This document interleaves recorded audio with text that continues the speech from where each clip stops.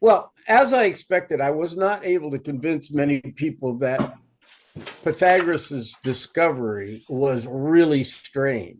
I don't think I convinced many people of that because math seems so obvious and it's just what we all take for granted.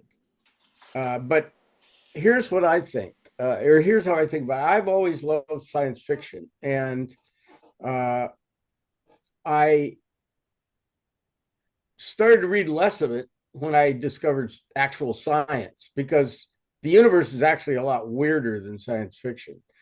And I enjoy the weirdness. So if you think about the age of the universe is say 13.5 billion years, and then 4.5 billion years ago, we started this planet. And then soon thereafter, maybe within a billion years for sure, probably less than that, life evolved for some reason that we don't understand. Life evolved. And then 4 billion years went by, and one of the critters, from the worms and the salamanders and so forth, one of the critters that evolved started to have visions in his head.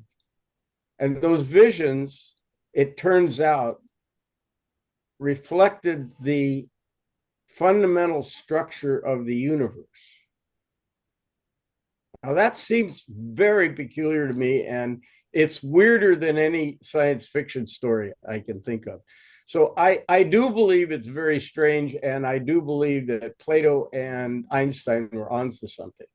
Now, just to catch up where we were last time, we were on Heraclitus. Heraclitus was the guy who thought everything changes all the time. And remember, we just have fragments of what they thought. The other thought that I didn't discuss about Heraclitus is his unity of the opposites. And those are, for the Greeks, it was like the wet and the dry, the hot and the cold, the male and the female. These opposites were interesting to at least Heraclitus. I don't know if this is interesting to everybody else, but to him for sure. And it inspired some things later on, namely Hegel and Hegel and Heidegger. And also, we can relate it to the I Ching, to Taoism and the yin yang of Taoism. And I also mentioned last time we have no evidence that there was any communication between or China or India and the Greeks. We have no evidence whatsoever, even though it seems like there must have been. We have no evidence of that. I don't know what to say about this unity of the opposites. To me, it seems like a really fertile idea, but on the other hand, the opposites they mention aren't really opposite. The wet is not opposite to the dry, it's a continuum. And the hot is not opposite to the cold, it's a continuum. It's only from the subjective perspective of an individual that they seem hot and cold and wet and dry, from the human perspective, perhaps. But in reality, hot goes all the way from the surface of the sun down to a hot day in San Rafael, and cold goes all the way down to absolute zero. And I don't think they're opposites. It's just it doesn't strike me as a fair representation, especially if we're going to use that representation as some kind of fundamental structure in the universe to help us understand what reality is. Now, you can pick anything you want and believe it, and I'm going to talk about this more when we get to Christianity, but the human mind is very, very adept, once it accepts an idea, in conforming all the rest of its ideas so that they all match and they all make sense. We're very good at this, and that isn't a good habit, as I think we see with the current presidency. You just decide that is true, and then everything has to conform to that to make your worldview be comfortable. Nothing can oppose that. So I'm skeptical and a little bit wary of any kind of system that allows you to, a simple system in particular, that allows you to understand the universe. Okay. Now, I want to move on to the sophists. As I said, the uh, pre-Socratics are from all over the Greek Empire, and it's the Greeks are not an empire, but it's part of the Greek culture that spans it's all the way from like Italy to Turkey, and they all spoke the Greek language and shared the same culture, but it wasn't an empire in the sense the Romans were. It wasn't governed by anything central. So the pre-Socratics came from all over, as did the Sophists, and the Sophists were a group of traveling teachers, and they would educate the sons. It would be the sons of the upper classes, and so you'd go pay to see somebody like Gorgias and Hippias and Thrasymachus and Protagoras. You'd see them talk and they would educate you. And the goal of their education was more like a Tony Robbins kind of thing. It was success. They would give you the tools for success. Like, for example, Gorgias taught rhetoric. So the idea was, as you know, in Athens, it was a direct democracy. If you wanted to have any influence in the assembly or the ecclesia, which was their governing body, you had to be able to speak and be convincing. And so it was a useful skill to learn how to speak and present your case. There's a famous, Plato has a lot of dialogues that are dialogues specifically with the famous sophists. And in the dialogue to Gorgias, I think it's that one, Socrates argues that the most persuasive argument is the one that's true.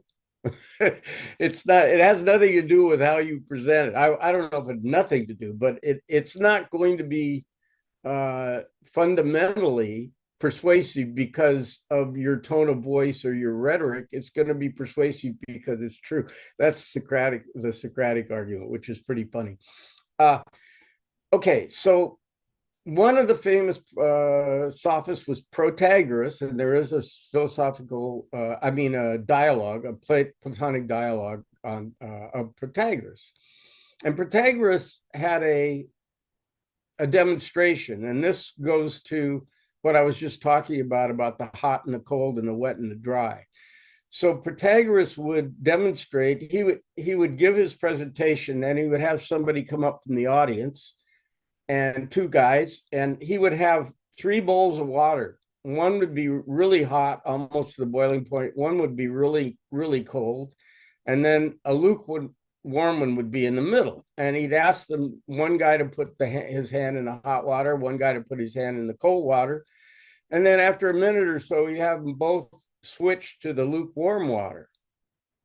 And of course, the guy who had his hand in the hot water said it felt cold to him. And the guy who had his hand in the cold water said it felt hot to him. Ergo, says Protagoras, it's all in the beholder. There is no absolute truth. It is just all your subjective opinion on what is true. And that is called relativism. And it was the position of most of the sophists and is not the position of Plato. But interestingly enough, it's one of the fundamental ideas of democracy is that everybody's vote counts the same, no matter how stupid or smart you are.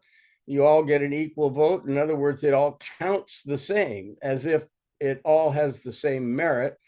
And then it's also kind of part of the liberal mindset that we should honor everybody's point of view. And if a cultural point of view is different from ours, we should respect it anyway. I think there's a limit to that. If you want to be a Nazi, I'm not going to expend my respect for your point of view beyond a certain point.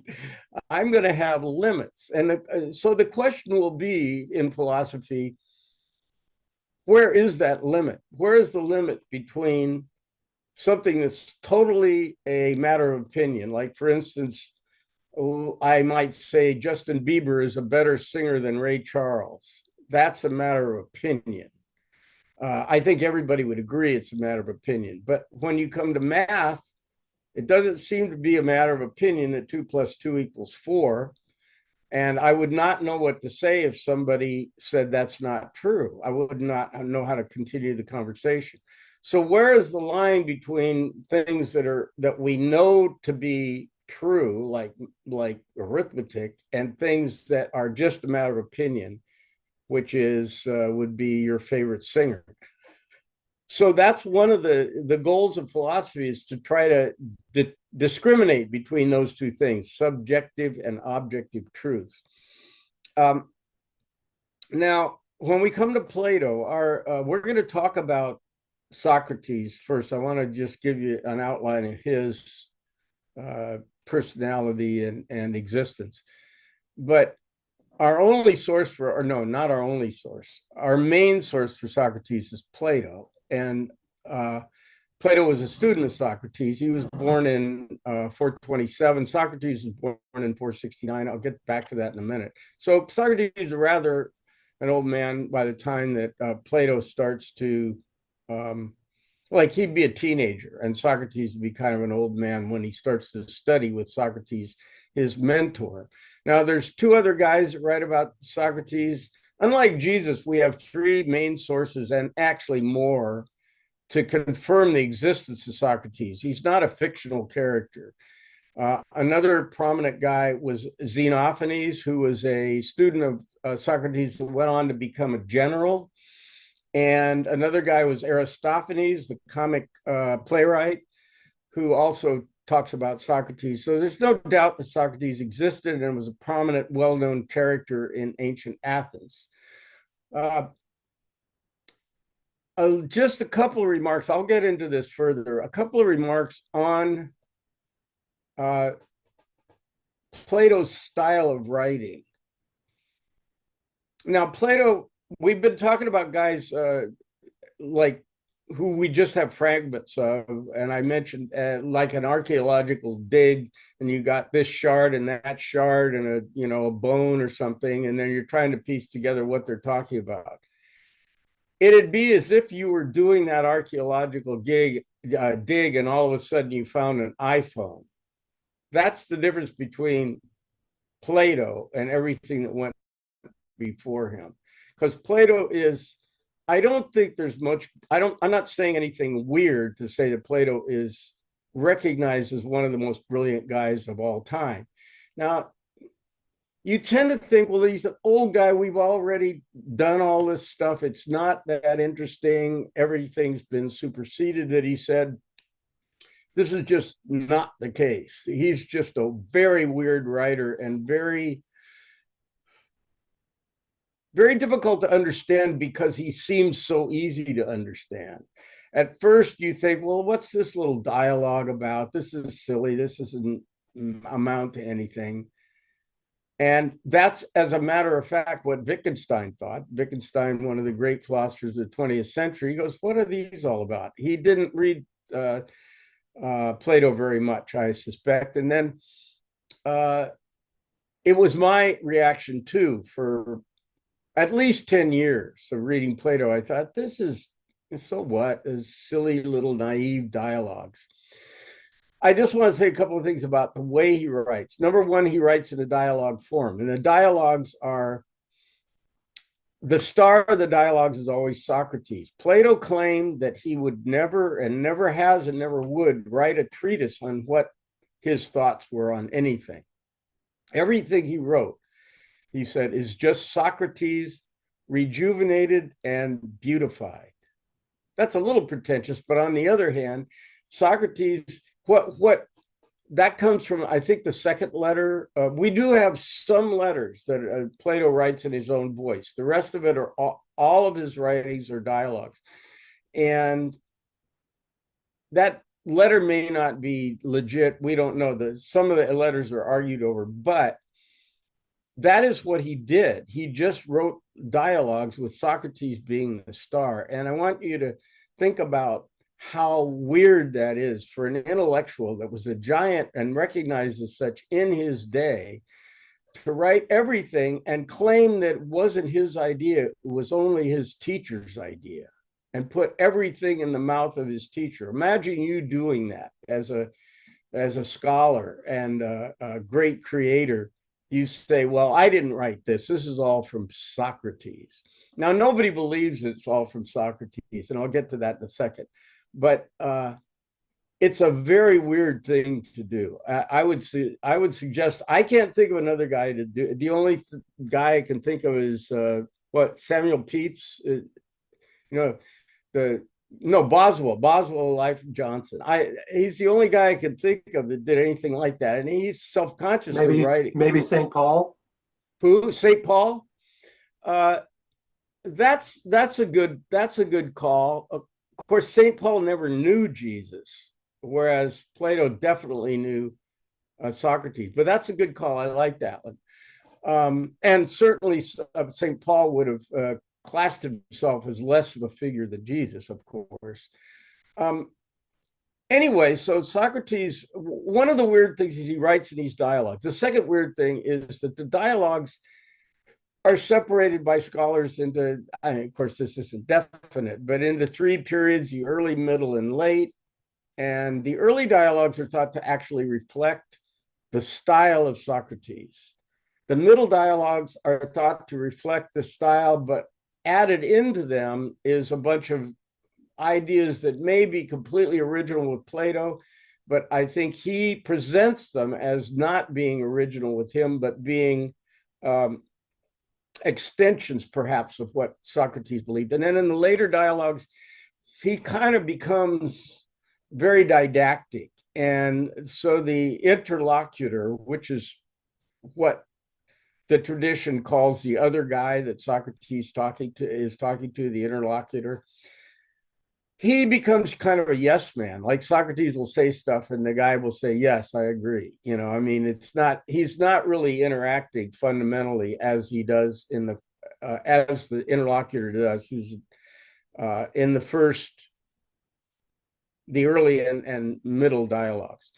Another thing to know is that most of the figures in the Platonic dialogues are actual historical characters that people reading the dialogues at the time would have been familiar with.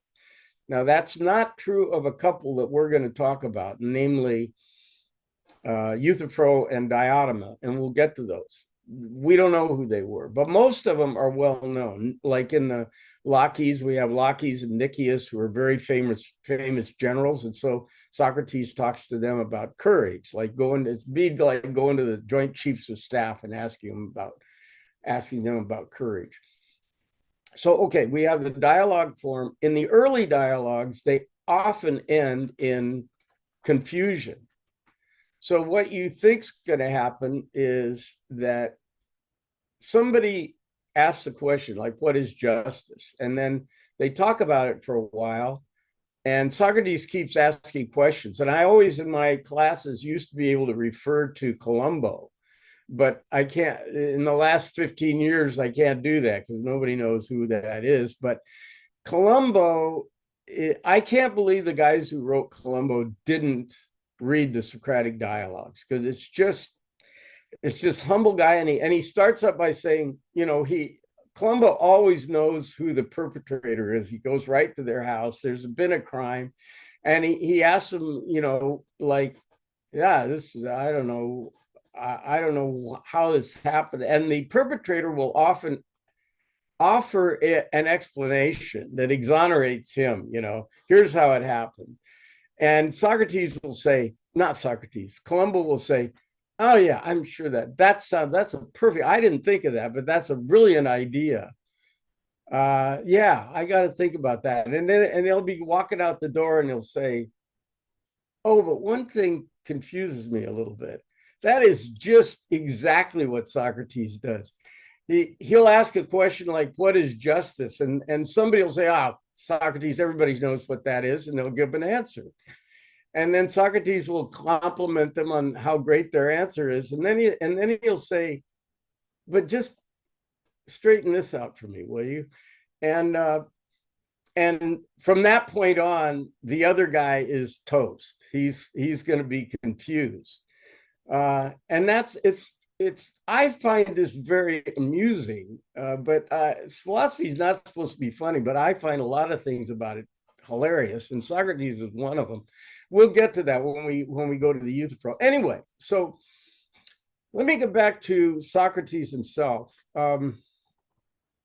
He Let me step back a second in the history. The first this we learn this stuff from Herodotus, and Herodotus is a good read, by the way, believe it or not. He's the first historian and not uninteresting. Herodotus is a little bit credulous as a historian by today's standards. Like if he goes someplace and he'll meet the people and ask him stuff, and if they say, well, if you go over to this village, there'll be dragons there, Herodotus will just write that down. He won't say the people think there's dragons there. He will say, if you go to that village, there are dragons. He just believes what they tell him. It's kind of hilarious. But anyway, Herodotus is a good read. So Herodotus is a guy who reports on the Persian Wars. And there were two major Persian Wars. The first one in 490, and that was started by Darius, the king of Persia. And recently there was a movie called The 300, and that was about the defeat of the Persians at Marathon. And that kind of ended it's just unbelievable that Persians were this superpower, like the United States invading Vietnam. It was like that level of this little dinky bunch of disorganized city states, and yet Persia was twice defeated in their attempt to bring them to heel. So the first one was a battle of Marathon, where the Spartans died to the last man at Marathon, and it just so happened that kind of ended that battle. And so that was Darius, the king, and he retreats and goes back to Persia. And then 10 years later, his son Xerxes tries to go back. It's kind of like Bush Jr. trying to go back to Iraq after Bush Sr. didn't conquer Iraq. So Bush Jr. is going to get it done, right? So Xerxes comes to Greece, and he's going to, conquer all the Greeks for a variety of reasons. But anyway, what ends up happening there is that there's a battle in the Gulf of Salamis, which is there's an island right off of Piraeus. Piraeus is the port of Athens. Athens itself is a little inland and up on the hill a bit. And this is right at the port is Piraeus, and right across the strait, not very far. It's like probably it's farther from Piraeus than Angel Island is from Tiburon, but it may not be as far as Berkeley is from Angel Island. It's a fairly narrow Gulf of Salamis. And it's a long and fabulous story about how the Greeks beat the Persians at Salamis. It's complicated and really fabulous. It's the first naval battle we know of in history that we have documented, and one of the most important because, that happened in 480 BC. The Persians are defeated once again.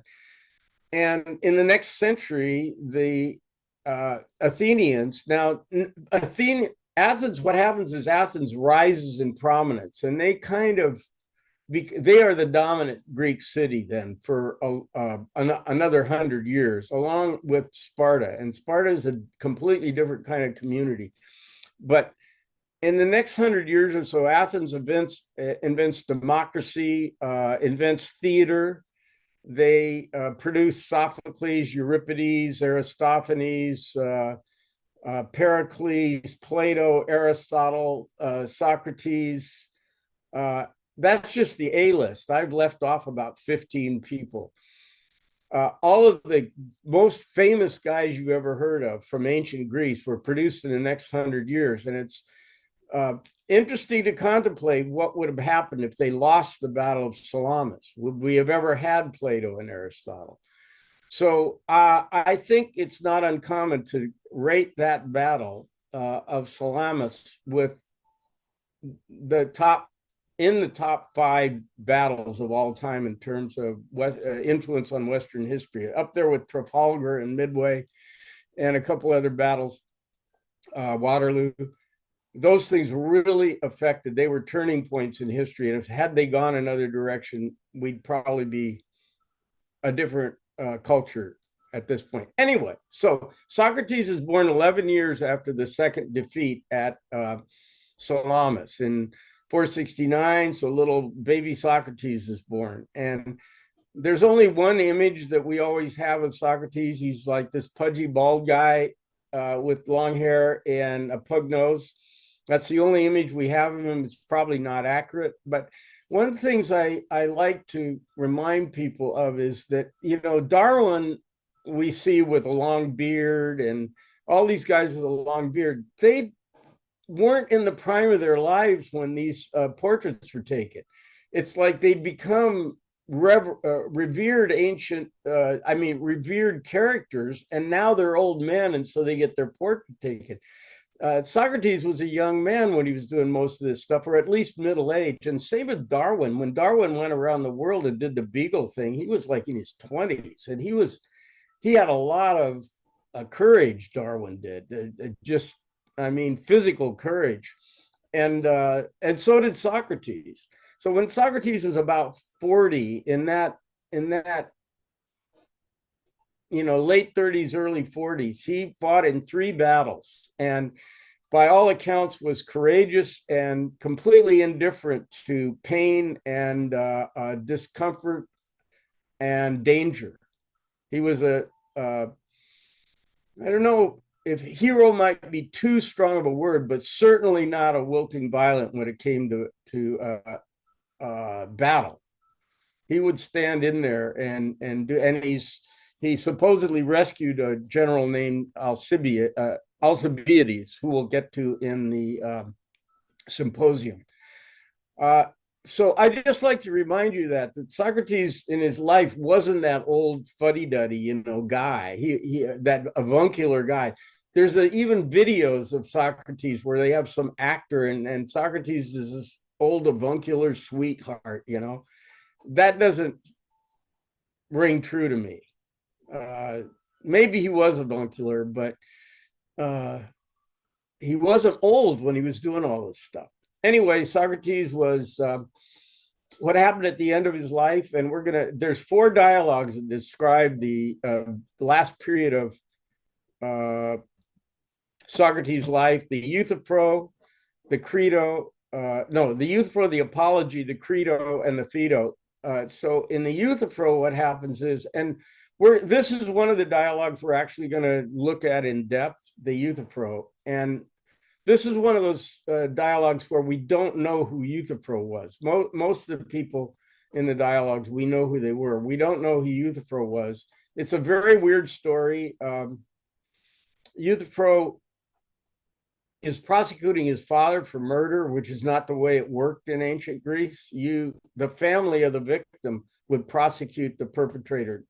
And here Euthyphro is prosecuting his father, who's the murderer, for murdering something and somebody. And the guy he murdered isn't even a murder. It's more like, at worst, negligent homicide. At worst, it's or negligent manslaughter. It's just not it doesn't rise to the level of first-degree murder for sure. And he's prosecuting his father, so he meets Socrates on the porch of the King Archon, and this would be the equivalent of our indictment hearing. And the King Archon is where you bring these charges. And so Euthyphro's going up to the King Archon, and he meets Socrates. And Socrates has been accused of impiety and corrupting the youth of Athens. And so Socrates runs into Euthyphro and he says, "What are you here for, Euthyphro?" And he says, he tells him, "I'm prosecuting my father for," and Socrates is astonished because that's just not the way things are done in Greece. You don't prosecute your father. The family should be prosecuting his father, if anyone.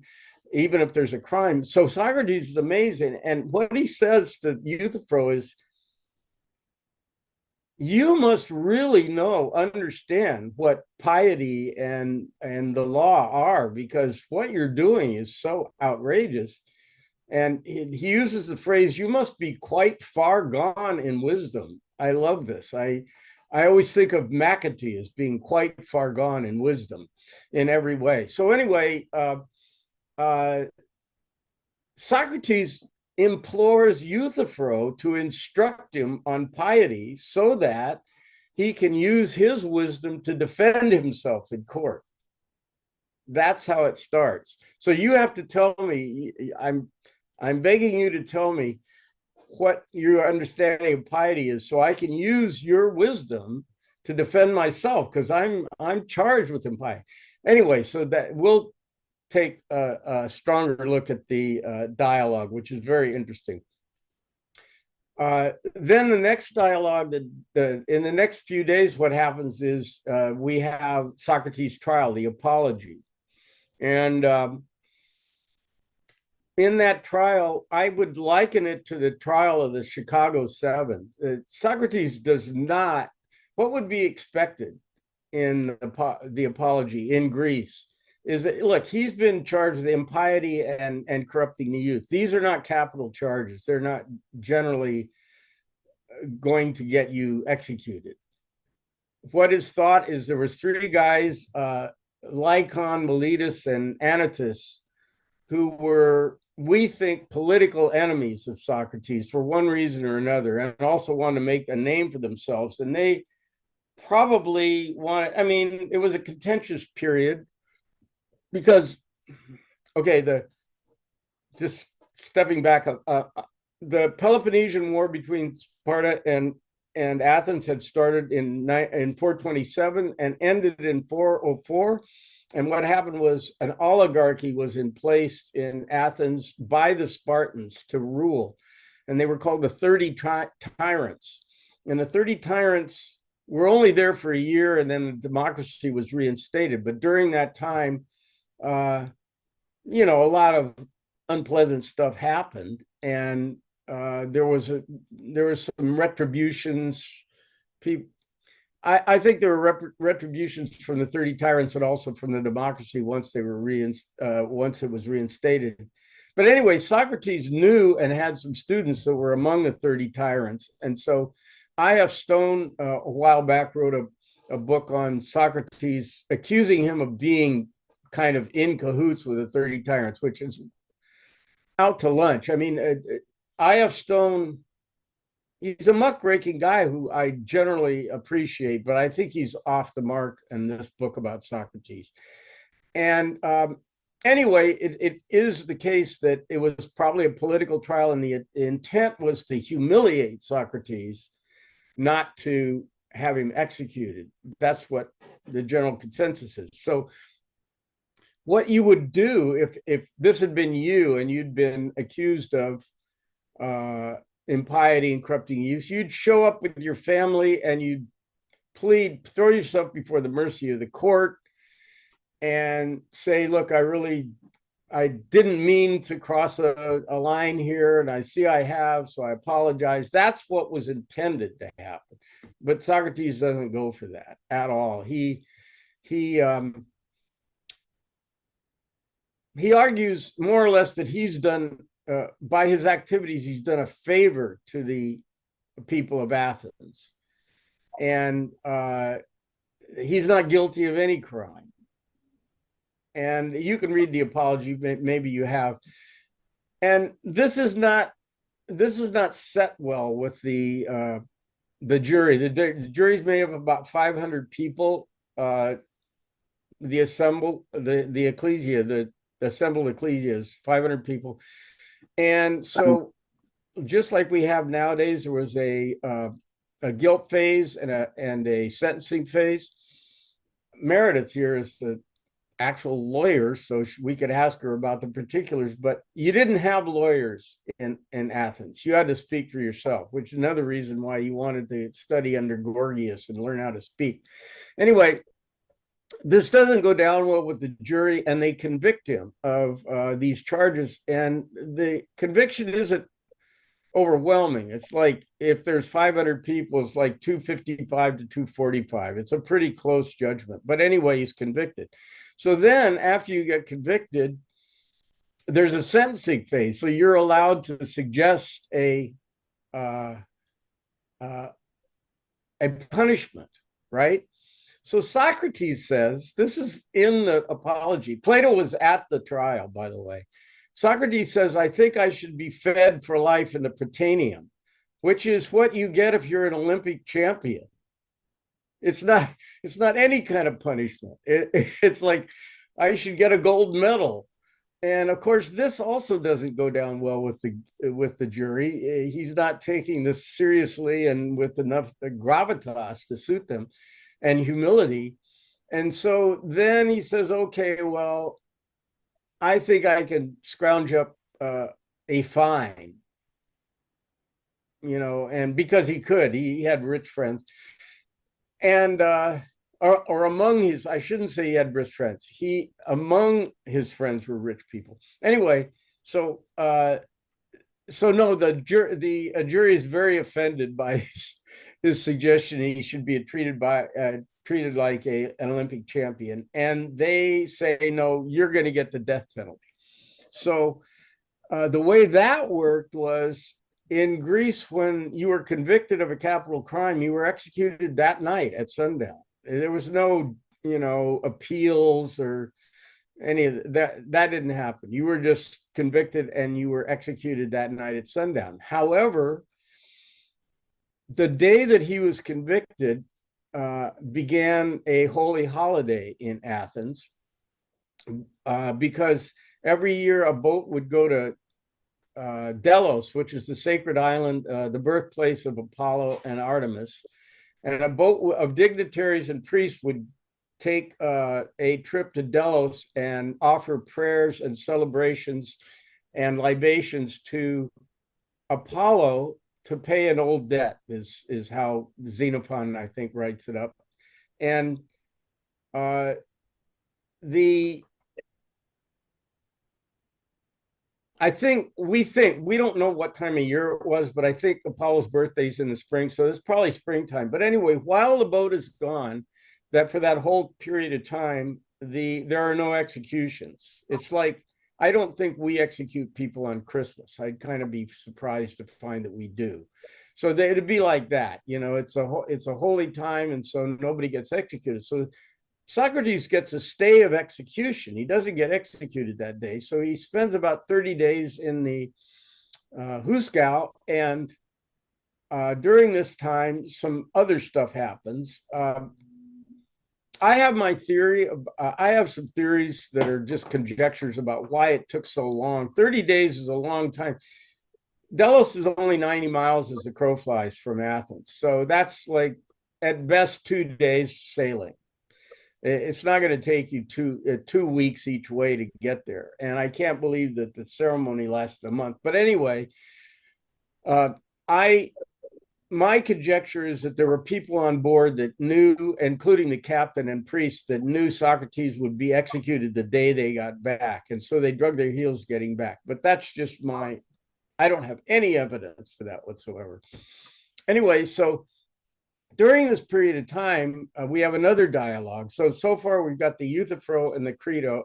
Euthyphro and the Apology. Now, another dialogue is the Credo. And in the Credo is a very wealthy friend of Socrates, and he goes down to the prison and he says, Socrates, all of us, your friends and family, are devastated by this verdict, which is obviously nonsense and it's trumped up charges. So it would be no problem for me at all to bribe the guards, get you out of here, and I'll set you up in a house in Thessaly, and you can live out your life, and there's no need for you to be executed. We would be horrified if this actual sentence was carried out. And Socrates says, nah, I'm not going for that. It would be essentially ignoble. And one of the arguments he uses is, I have been protected by the laws of Athens for my whole life. And now that the laws have turned against me, it would be improper of me to show my gratitude by slapping them in the face and turning my back on the laws that have provided me with such a good life. That's the argument. So that's the credo. We're not going to read that. And then the final day comes. What happens is Credo sends a runner up to uh, Cape Sunion, which has a temple up there, and you can overlook the Gulf of the Saronic Gulf, which is the route from Delos back to Athens, and you can see the ship coming back. So the idea was, Credo sends a runner up there to see the ship coming in, and then as soon as the runner sees that, he runs back to Athens and tells everybody that Socrates is going to be executed that night. And at that point, all of Socrates' friends assemble in the prison, in Socrates' prison cell. And the last day is spent, Socrates insists that they spend the day debating things, just like he always does. We're gonna have an argument, and the argument's going to be about whether my soul is eternal. In other words, at sundown tonight, am I going to actually die? Is that the end of everything, or is my soul going to go to another place, and I'm going to be able to meet all the great heroes of the past? And so, uncharacteristically, Socrates takes the answer part. In other words, he reverses the roles of his conversationalists and himself. He says, yes, I think my soul's going to be eternal and I'm going to survive. And he challenges them to prove him wrong. So now imagine yourself, you're one of your best friends that you admire very much is going to be executed that night at 6 o'clock or sundown, and he makes you argue that is going to be the end of his life and he's never going to have another moment of consciousness. He makes you take that side of the argument. And so anyway, the argument proceeds and we hear about it. And then what happens is the executioner comes in and gives him the glass or the cup of hemlock, and Socrates drinks it and dies. I have pictures of the hemlock. So for some reason, they have in the Agora Museum in Athens, they have ancient cups that were used for this purpose that hold the hemlock. And I've got a picture of it. But these have been preserved since ancient times, so we actually have them. And I'll probably show you those next time. Anyway, that's as far as I'm going to get today. Any questions or comments? We got kind of a smaller group today, but that doesn't mean we're not mighty. So any questions, comments, follow-ups?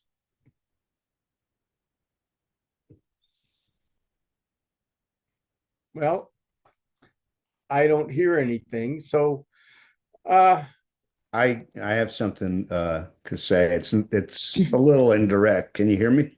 Yeah. Hey, yeah, Okay. Peter. I once wrote a paper that involved Socrates' arguments for immortality in the Phaedo, and my attitude when I started the paper is it should be easy to refute these. And I found that it was virtually impossible to refute them unless you don't accept his premise, which is that the soul is essentially alive, and the idea that the soul could die is like a almost a logical contradiction. Once you accept that premise, you're kind of stuck, you know. And I think he does take that as a premise. That he does, but I think your first intuition is correct. That is that I think his arguments are a bit thin, proving I do too, but I had trouble dealing with them. uh-huh.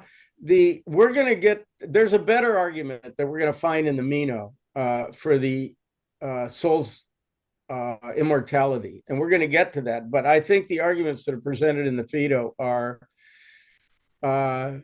not strong. But just that's one of the really amazing things about Plato is he will let Socrates The most amazing dialogue, well, one of the most amazing dialogues is the Parmenides, which we're not going to, it's fairly difficult, but we're not going to talk about that. And in the Parmenides, uh, Socrates presents Plato's core theory, which is the theory of forms. And we'll get to all this stuff. But what happens is Parmenides refutes it. He says, no, this can't, and he produces a famous argument that contradicts or refutes the theory of forms. And Socrates doesn't have a response.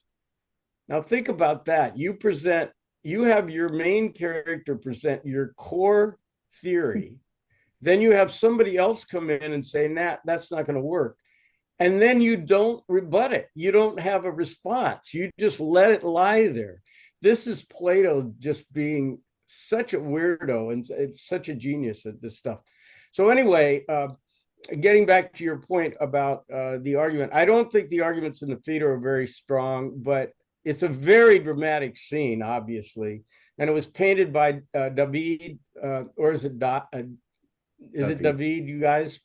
There's a very famous painting about Socrates and all his friends drinking as he drinks the hemlock. For some reason, Plato wasn't there on his last day. He wasn't there, but he was there at the trial.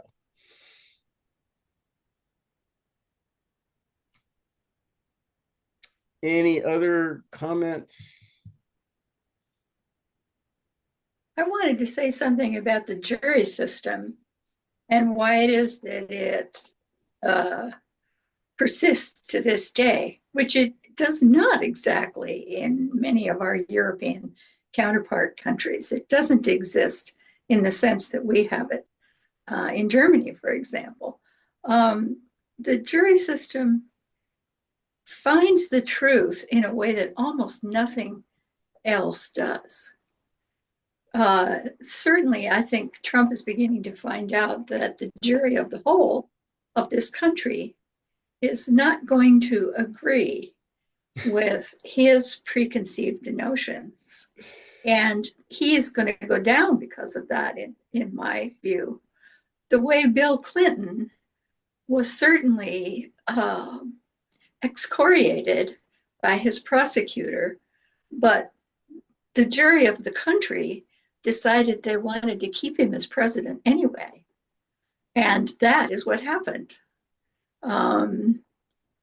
I think sometimes people think about the jury system as being, a collection of people who are probably not the most educated often, or the most the same class that you would expect, say, the judge or the lawyers to be.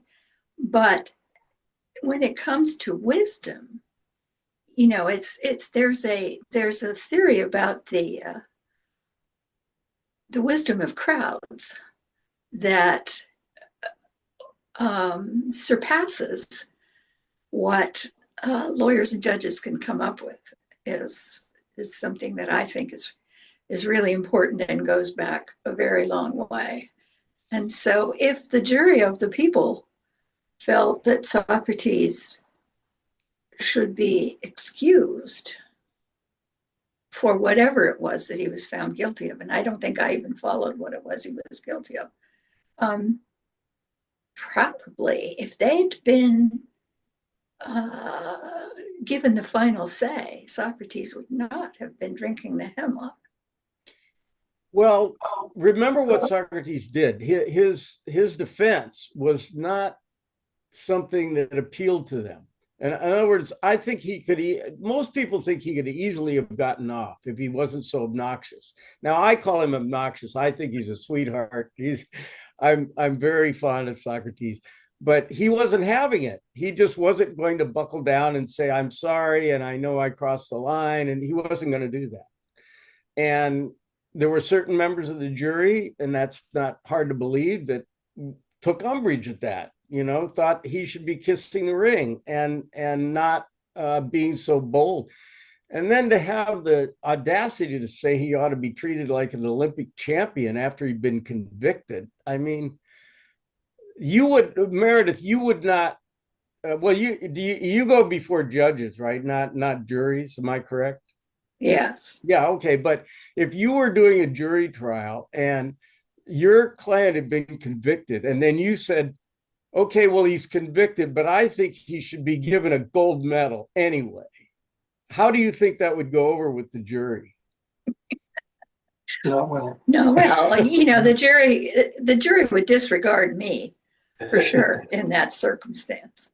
Well, that's what Socrates did. And it didn't work out for him, but Well, yeah, but he could foresee that, right? I mean, yeah, you I know, think so. and the question is, where did he want this to end up? Right? Isn't that, aren't you, when you watch this in action, you sense, huh, you know, I could easily pay the ticket and walk out the door, but I'm not having it. I'm standing on principle Yeah. and so on. But I know the principles that's going to put me, it's going to have the bad ending. Or was he intending to get there? Well, I don't, that of course is impossible to say, but it's the same thing with he could have gotten out of it. He had another out, which is Credo getting him, busting him out of jail. That was a viable thing. That's not a made up thing. Credo was really rich and important, and he could have, this is doable. He could have bribed the guards and gotten him out of there to Thessaly, set him up for life. There was not a problem for Credo, and he says so. So there were many avenues Socrates had to avoid being executed. So, Tony, are you saying that Socrates probably wanted to be executed? No, I don't think he wanted to be executed, but he also didn't want to break his. He has Socrates had a famous. One of the things he's being prosecuted for, his impiety. The impiety was based on the notion that Socrates famously had what he called a demon, but you could just call a little voice in your head. And the demon would only tell him when he was about to do something that was not right. And he says that coming to the court today and making this argument, the demon never said that I shouldn't do what I was doing. In other words, he never had a little voice in his head saying, Socrates, this ain't right. He just stuck to what he knew. Well, this is how he's presented by Plato. But we think, by the way, these are these are really early dialogues that I'm describing. The Apology may have been the first dialogue Plato wrote. And the Euthyphro is also an early dialogue. Plato saw all this stuff. He saw the trial happen, and when he saw the trial happen, he hadn't turned 20 yet. He was a teenager at Socrates' trial, and certainly Socrates was there's no question Socrates was a hero to him, and he wanted to portray him in a heroic light. However, one thing that lends credence to his account of things is that this was all very well known. Like Xenophon, who also was a student of Socrates, doesn't dispute anything. Most of the things that Plato says are not disputed by anyone else. And since he was dealing with very public matters, with very public people, I think that the only guy to come along to dispute this is I.F. Stone, and he wasn't there. So I.F.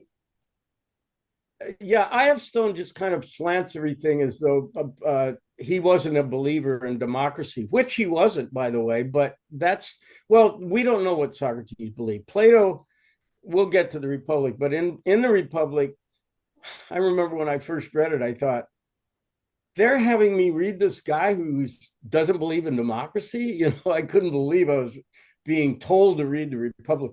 But bear in mind that Plato saw his beloved mentor executed by the democracy. And he doesn't, that the republic is an ideal. It isn't something Plato suggests. In fact, I'll have the quote later, but he says it's such a society has never existed and probably never will exist. It's just an ideal society sets up. I'll talk about it more later, but the his portrayal of Socrates is just too public. I can't see how Plato would have the front to tell a bunch of lies about Socrates when it was all so public. It was like doing this in the New York Times of the day, because many of these people were still alive that he talks about, and the ones that weren't alive, everybody knew who they were. I don't know. That was a long answer to that, but this makes me think of the moment when Julius Caesar goes to the Senate after having been told by a seer that he shouldn't go, and been told by his wife, even more importantly, that he shouldn't go. But he goes anyway, and he doesn't anticipate that his closest associates in Rome, who believe in democracy, think that he's willing to accept the crown from the people by acclamation, because he's been too hesitant in refusing it when they've tried to give it to him. So they think that their republic is going to falter and die if Caesar accepts the crown. Boy, this is and so they kill him. That's a topical story. That one thing about Socrates is that we don't have stories like that. We don't have a Judas among his crowd that betrays him. In Socrates, well, the people who killed Caesar were not Judases. They were believers. They thought patriots. They were patriots. Yeah, but they killed him, which would be considered a betrayal by some people. But only because they thought that he was they thought he was Hitler. They thought he was going to take down their society. But what I mean is nobody thought that about Socrates. We don't have any record of any people in Socrates' inner group that thought that he was out of line. The only people that thought he was out of line were his accusers from, we believe, kind of another, they had ulterior motives for trying to humiliate him. Well, that's what we think. We don't know. You can't recreate that. But he's accepting it, Socrates. Yeah, because he thinks it's ignoble to try to run away from it. Could I make a couple of quick comments on comments? Of course. I found I.F. Stone's book, The Trial of Socrates, deeply disappointing, even though I have great admiration for I.F. Stone and once met him. It's basically guilt by association. He leans very heavily on the likelihood that Socrates not only disapproved of Athenian democracy, admired Sparta, but that he associated with men who had been in the 30 Tyrants. And that's true, but you would think that Stone, of all people, would not want someone condemned to death on guilt by association. And, in my opinion, the charges were bogus, could be seen at the time as bogus, and Socrates was a great man for not backing down. The other thing is about juries. Like Meredith, I really believe in juries. But one thing that makes a jury different from a crowd is that with a jury, the men and women are of a limited number and they talk to each other before deciding. Crowds don't always do that. Nations don't always do that, which is one reason why they can be misled, I think, more easily than juries. But of all people, Machiavelli says in The Prince, the people are always more moral than their rulers. That's true. Well, Peter, I agree with everything you said about Stone, and I'm an admirer of his too, but I think he got this one wrong. And one little detail of the apology that kind of contradicts Stone's point is that Charmides, you know the story about Charmides? I think I mentioned it when I was talking about the Oracle at Delphi. Charmides is one of the guys, is friend of Socrates that goes to the Oracle at Delphi, who tells him that no one is wiser than Socrates. That's a guy named Charmides. Charmides was a Democrat and a good friend of Socrates. So at the worst you can say about Socrates is that he had friends on both sides of the aisle. I don't think he was rigidly kind of fascist or anything. That No, seems I agree with very unlikely to me. Also, I think it was after I I should look up this story, but I think after the democracy was reinstated, they were mad at the generals that had done something, and Socrates was directed to go find them. So he was had some political. I should look this up. But He was supposed to arrest somebody, but I think that was the 30 tyrants that told him to arrest somebody. Okay, well, that's the question. He Yeah. wouldn't do it though. No, he wouldn't do it, and the 30 tyrants were unpopular. So that action would, if anything, influence the jury in favor of Socrates. Right. Simply that he talked to these guys was enough once the hysteria got to that pitch. Right. And here's one other thing that may have influenced Plato in his idea about democracy is that he was a teenager when Athens decided to invade Syracuse. And I found that I compare this to Japan hitting Pearl Harbor. Yamamoto knew that if they didn't knock the United States out in that one blow, they were in for some deep shit, because Yamamoto knew enough about the United States to know these guys are not to be messed with, and he turned out to be right. And by the way, we assassinated him. And there's something very similar about a guy named Nicias, who was a general in Greece who was opposed to invading Syracuse, but the hotheads in the assembly convinced everybody that this is what they should do.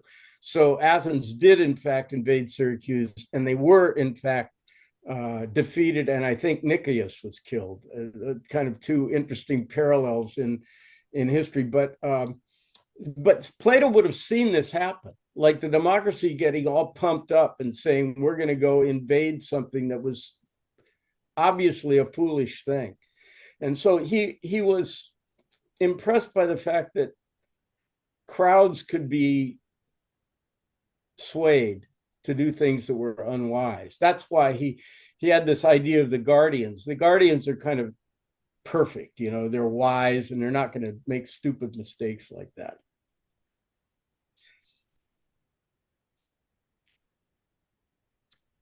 Anybody else? Some of you came in late. A couple of things I mentioned was, next time PG&E on Thursday is cutting out my electricity, but I still think I have a generator and I think I can make it work, unless they take the cable down too, which I don't know whether they're going to do or not. If they take the cable down, I'll try to do this by my phone, but I'm not sure how that's going to work. So if you don't see me on Thursday at 10 o'clock, that's what's going on.